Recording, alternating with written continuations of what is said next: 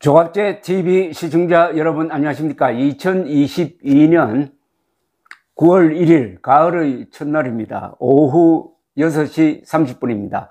요사이 광화문에 나가보면은 외국 관광객들이 많이 보입니다.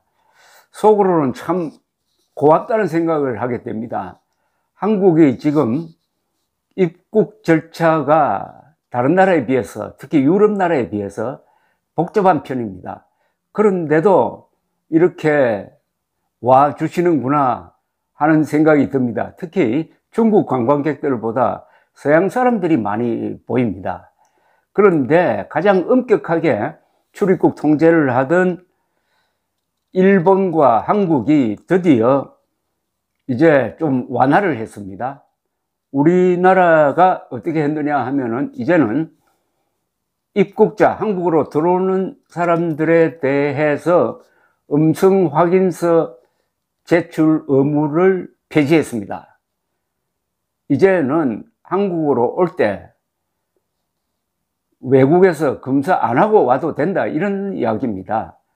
그동안에 한국 사람들이 유럽에 가면은, 유럽에 나갈 때는 아무런 제한이 없습니다. 지금 유럽으로 갈 때 우선 국내에서 음성 확인서 받을 필요 없습니다. 갈 때는 아무 제한이 없고, 유럽에 도착해서도 유럽에 입국할 때 아무 제한이 없습니다.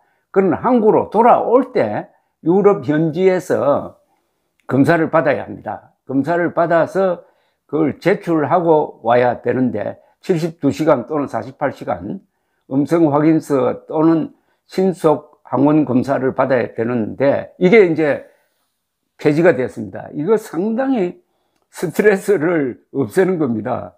돌아올 때 되면은 여행객들이 아무래도 좀 초조해지고 할 일이 많은데, 거기 또 약국에 가서 검사를 받든지 아니면 병원에 가서 검사를 받고 또 그 결과를 기다리는 게, 또 그러다가 이게 양성 반응이 나오면은 또 현지에서 한 열흘 있어야 되고 하니까 이게 큰 장애물이었는데 이게 없어졌습니다.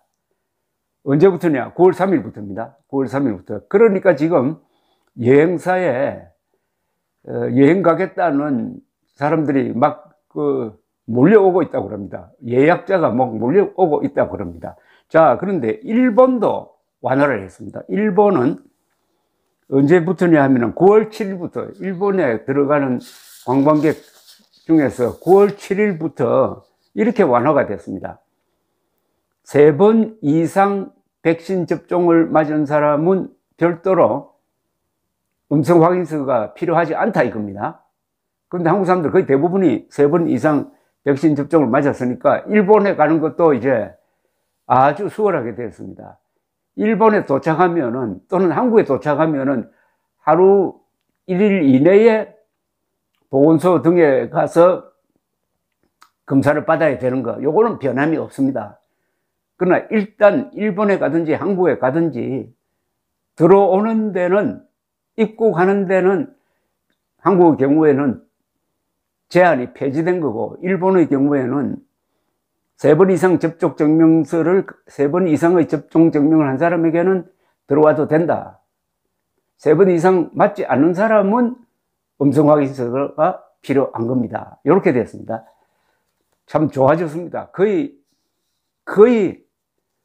2019년 수준으로 지금 돌아가고 있습니다. 그렇게 되니까 지금 여행사가 막 붐빈다고 그럽니다.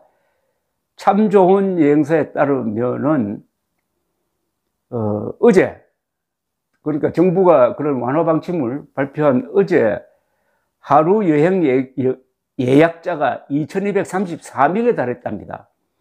2019년 코로나 사태 터지기 이전 8월 28일에 하루 예약자가 2200명이었던 것과 비교하면은 완전히 원위치했다는 거죠. 그런데 예약자가 어디로 많이 가느냐 하면, 지금 동남아시아 예약한 사람이 645명, 유럽이 619명, 일본이 280명인데, 유럽, 동남아시아는 여러 나라를 합친 건데 일본 하나만 280명이니까 일본으로 가는 사람이 많아졌습니다. 한국 사람들이 한일 관계가 나빠도 한일 간에 이거 여행 교류는 계속 유지가 됐는데 이제 이 부분도 다시 정상화되는 것으로 보입니다. 그러면은 유럽에 가면 어떻게 되느냐? 유럽에서의 이동입니다. 저의 경우를 설명드리겠습니다. 6월 초에 제가 런던을 거쳐서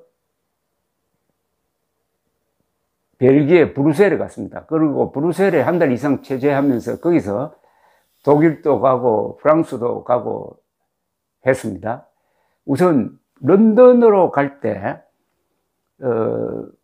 무슨 출국할 때 아무 증명서 필요 없습니다. 런던에 입국할 때도 유럽은 아무 여행 제한이 없습니다. 다만 런던으로 가든지 어디 가든지 유럽으로 가든지 하면 이게 비행 시간이 길어집니다.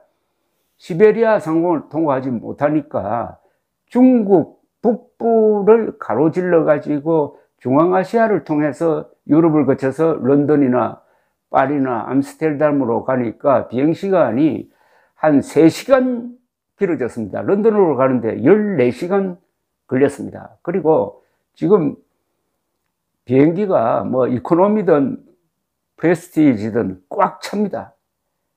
그게 하나 부담스럽습니다. 돌아올 때는 제가 암스테르담 스킬폴 공항에서 비행기를 탔는데 돌아올 때는 그래도 11시간밖에 걸리지 않았습니다. 그 이유는 뒷바람을 받기 때문입니다. 그 다음에 유럽 안에서 여행이 어떠냐? 우선 런던에서 내리면은 런던이 지금 EU를 탈퇴를 했습니다. 그러니까 런던에서 저는 그 도바해협 지하를 지나는 기차를 탔습니다. 그러니까 EU 지역 아닌 데서 EU 지역인 EU로 브뤼셀로 가게 되니까 기차를 탈 때 통관 내지 입국 검사를 간단하게 받습니다. 그러나 거기서도 음성 확인서 보여달라든지 접종 증명서 보여달라든지 하는 건 없습니다. 그래서 타면은 브뤼셀에 내리는데 브뤼셀에서는 전혀 입국 또는 증명서 검사가 없습니다. 또 브뤼셀에서 기차를 타고 독일 쾰른으로 갔을 때도 전혀 검사가 없었습니다. 영국 갔을 프랑스 노르망디를 여행했는데 그때도 아무런 제한이 없었습니다.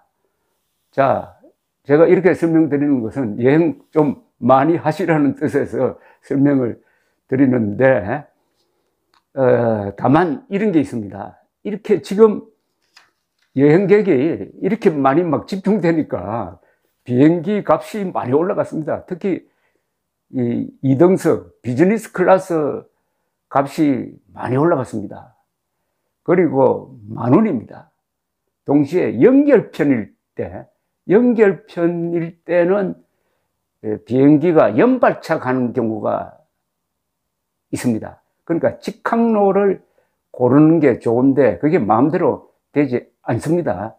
그 점만 주의하시면은 이제 여행도 편하게 되고 아마 가을쯤 되면은 이 항공료도 조금 내리지 않을까 하는 생각이 듭니다.